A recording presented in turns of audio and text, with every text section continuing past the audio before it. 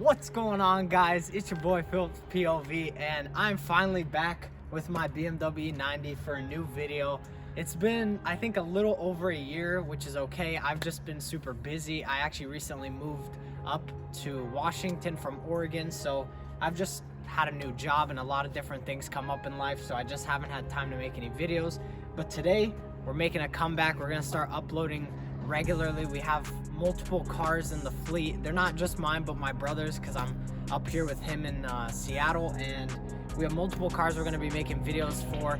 So today in this video we're going to be doing top 5 performance mods on the BMW E90. Specifically, mine is the 335, as you guys know. If you don't, now you know.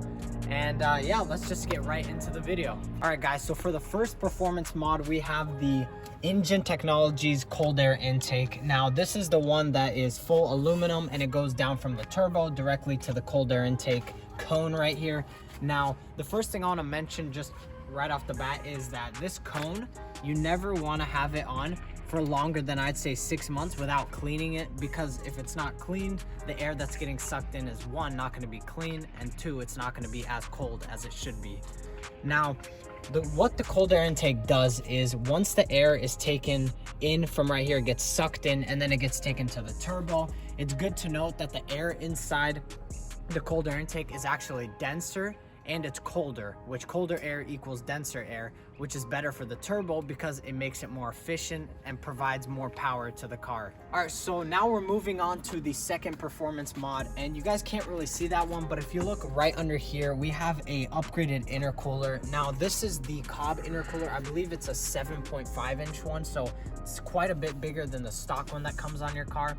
And basically what the intercooler does is, once the air that comes in through the cold air intake gets taken into the turbo, it gets compressed and then it gets released into the intercooler, which also provides more cooling for the air, which in return will make your engine run at a much cooler temperature and more efficiently. All right, so now for the third performance mod, we're gonna keep going in the cycle. So we got the cold air intake, we got the intercooler, and now we move on to the upgraded charge pipe, which is right here. It goes directly into the engine from the intercooler. Now, the charge pipe that I have added to my car is the Cobb upgraded charge pipe. The original ones that come in the car, the OEM ones, are plastic and they're prone to cracking, while the aluminum ones have almost no chance of cracking from my experience and what I've read about them.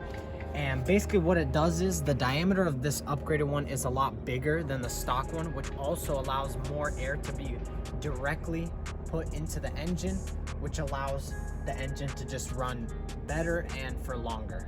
And right before we get into the fourth performance mod, what we're gonna do is, at the very end of the video, I'm gonna have a breakdown of all 5 of the performance mods that I've added, and I'm gonna tell you guys, break it down, how much horsepower you could estimate to gain based on what you've added and whether you have a tune or not.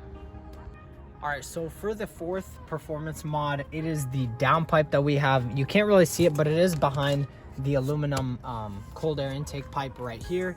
And basically what the downpipe does is that it allows for all the airflow. It doesn't get restricted anywhere to exit the car in the back from the exhausts. And what it does in return is it makes your car able to produce more power if you tune it, and it won't restrict any of that. And I didn't mention this a second ago, but basically the downpipe that I have is the, I think, 2.5 inch VRSF catless downpipe, which I'll link down in the description if any of you want to get that. All right, so for the fifth performance mod, this one is actually the tune that I'm running on my car, which is the JB4 chip tune, and mine is the one that doesn't plug directly into your OBD reader down in your driver's side, but it actually goes in the fuse box right here.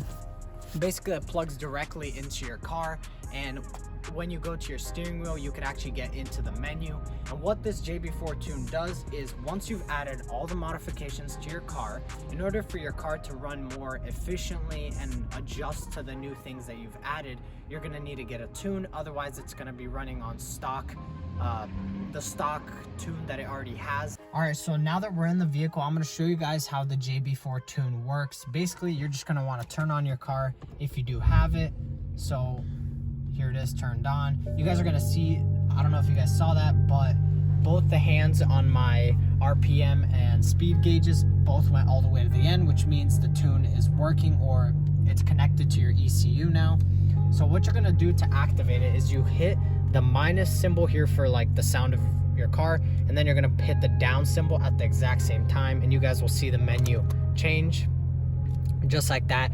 So there are quite a few different menus here. Basically, the hand here on your speedometer is going to be the menu selection, and this is going to be the selection within the menu. So basically the one we're on right now, which is a 0 miles per hour one, this is section menu 0 or menu 1, you could say. Basically, when you go to your RPMs, you can see that mine's currently on 5 right there.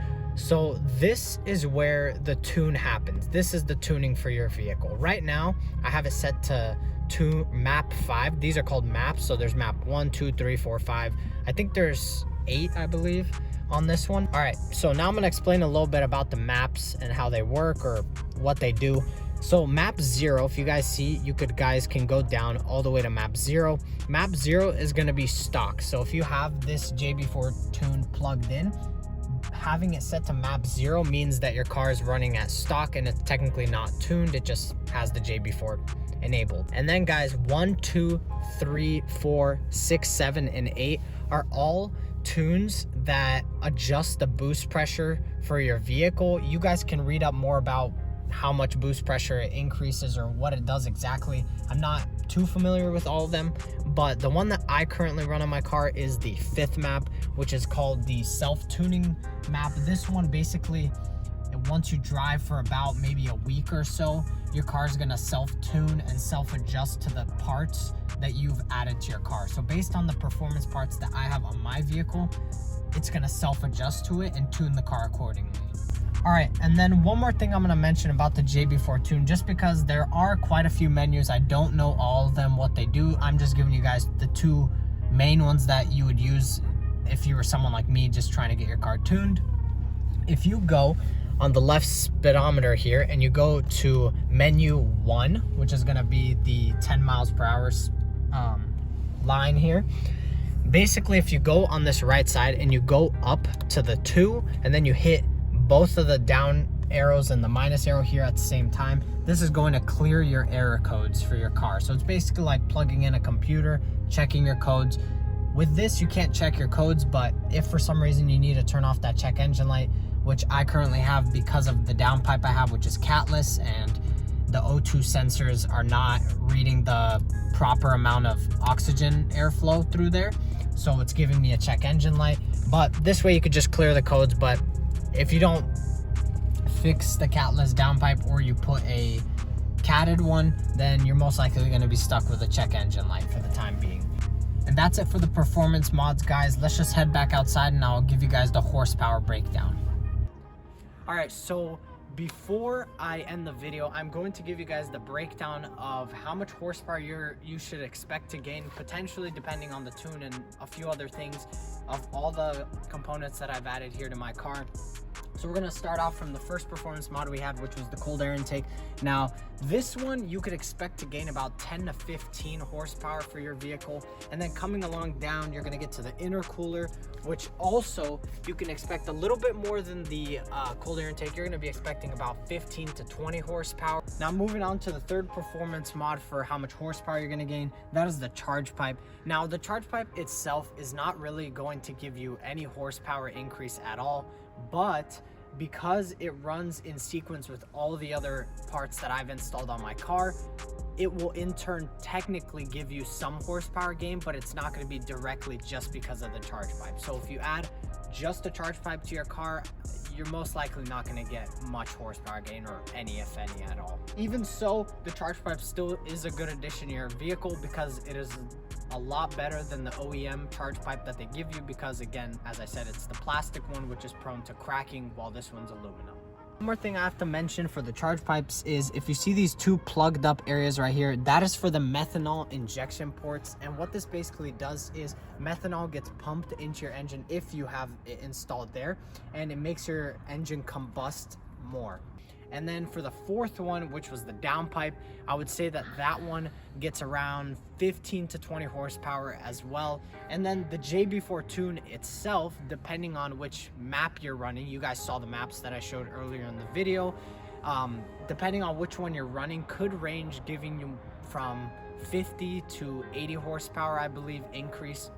Now, it's also important to note that all the ranges I gave for the performance mods here in the engine bay, you have to understand that if you don't have a tune, you're most likely going to be getting the least amount of output, extra horsepower that they could give, while if you get it tuned, your car is gonna adapt to what it has depending on the tune, and you're gonna get the highest you can get horsepower.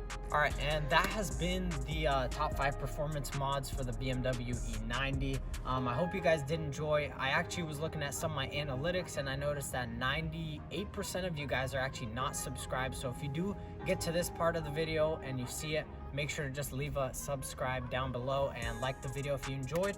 And if you guys have any questions about these performance mods or you want to buy them for yourself, I'll leave a link down in the description for all of them. And yeah, I hope you guys have an amazing day.